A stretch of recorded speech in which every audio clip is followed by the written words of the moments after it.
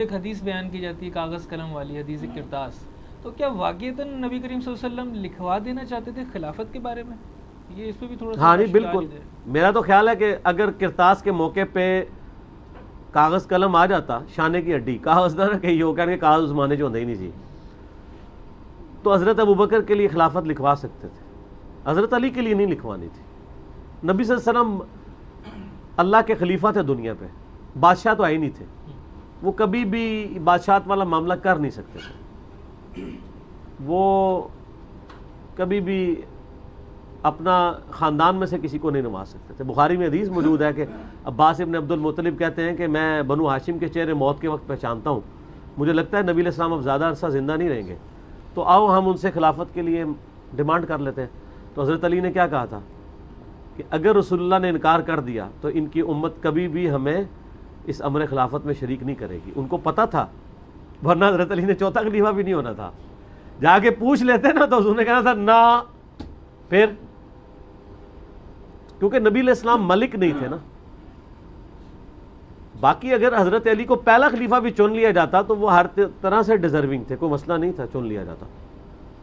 ٹھیک ہے، نہیں چنا گیا تب بھی کوئی مسئلہ نہیں۔ اس میں آتے ابن عباس رویا کرتے تھے کہ یہ معاملہ طے، ہاں روتے تھے، صحیح بخاری مسلم کے الفاظ ہیں، وہ کنکریاں تار ہو جاتی تھی۔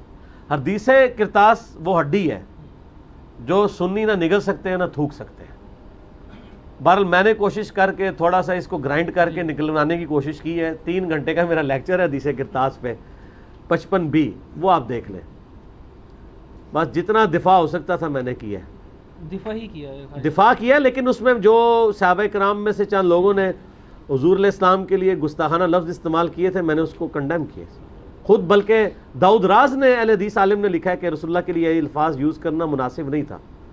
اگرچہ حضرت عمر نے وہ نہیں کیے تھے لیکن باقیوں نے تو کیے تھے کہ آپ پہ ہجانی کیفیت ہے، اور اس طرح کے الفاظ تو انتہائی گستاخانہ تھے، اور وہ میں سمجھتا ہوں کہ وہ انہوں نے اپنی جاہلیت میں کر دیے۔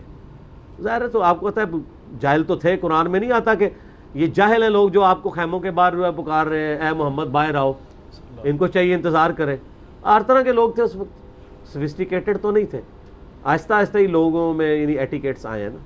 تو چند جو نوجوان قسم کے لوگ ہوتے ہیں وہ جڑ تو ہوتے ہی ہیں نا۔ اچھا، اس میں اہل تشیع کا موقف یہ کہ حضرت علی نے قبول نہیں کی تھی خلافت، جبکہ تقیہ کر لیا تھا اس بارے میں؟ یہ ان کا معاملہ بالکل غلط ہے، یہ وہ غالی جو رافضی ہیں وہ یہ کہتے ہیں، باقی جو ایران کے شیعہ ہیں جو غالی نہیں ہیں وہ مانتے ہیں کہ بھی امت کے وسیع تر مفاد میں انہوں نے قبول کر لیا، اس کو تقیہ نہیں مانتے وہ، کیونکہ اگر تقیہ مانیں گے تو تقیہ شیر خدا تو نہیں کریں گے نا،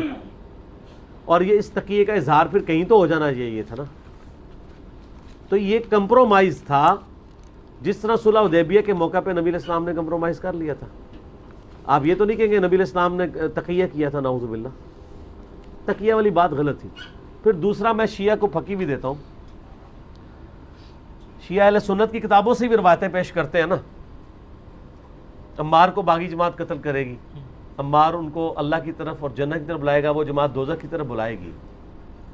تو عمار کو قتل کرنے والی باغی جماعت حضرت بکر کے دور میں تو نہیں آنی تھی نا، جس دور میں آنی تھی اسی دور میں حضرت علی نے خلیفہ بننا تھا نا۔ اور پھر جو مسند احمد اور حاکم کی روایت ہے کہ تم میں ایک ایسا شخص ہے جو کافروں کے مسلمانوں کے خلاف قتال کرے گا جس طرح میں نے کافروں کے خلاف کیا۔ حضرت ابوبکر نے کہا یا رسول اللہ میں ہوں، فرمایا نہیں۔ حضرت عمر نے کہا میں، فرمایا نہیں، بلکہ وہ شخص ہے جو میری جوتیاں گانٹ رہا ہے، اور مولا علی تھے۔ لوگوں نے جا کے مولا علی کو کہا کہ آپ کے لیے خوشخبری ہے، تو آپ مسکرا پڑے، صحابہ کہتے ہیں ہم سمجھ گئے